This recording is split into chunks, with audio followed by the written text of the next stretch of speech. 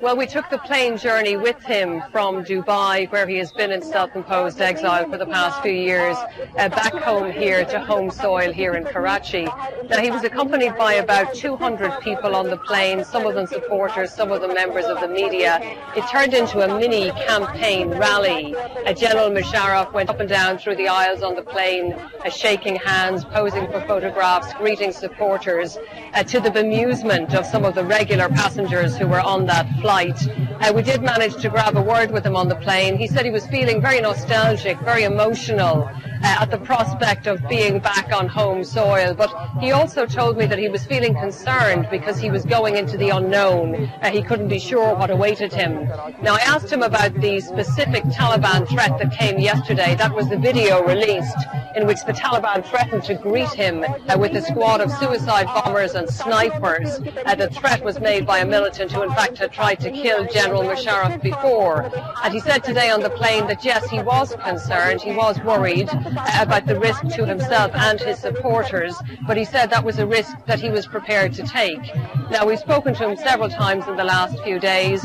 He's been pretty confident. Yesterday he was insisting that scare tactics would not work on him, that he would come back and he would campaign with his party in the general election. But he faces a lot of risks. The risk of being attacked, of course, the risk of being arrested. He's wanted in several legal cases here, and he's won a temporary protection against arrest, but only for the next 2 weeks.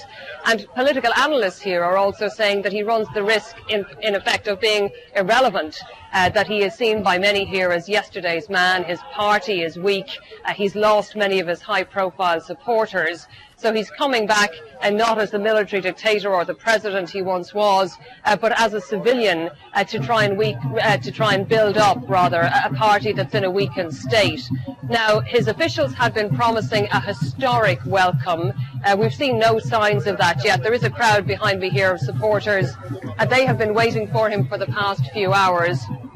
It's not a particularly large group, I would say at this stage. It's probably about 1,500 people, so certainly not a mass welcome for General Musharraf.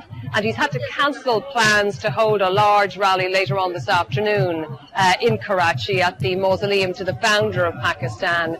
Local authorities withdrew their permission for that after that threat from the Taliban. So we are expecting to see him here.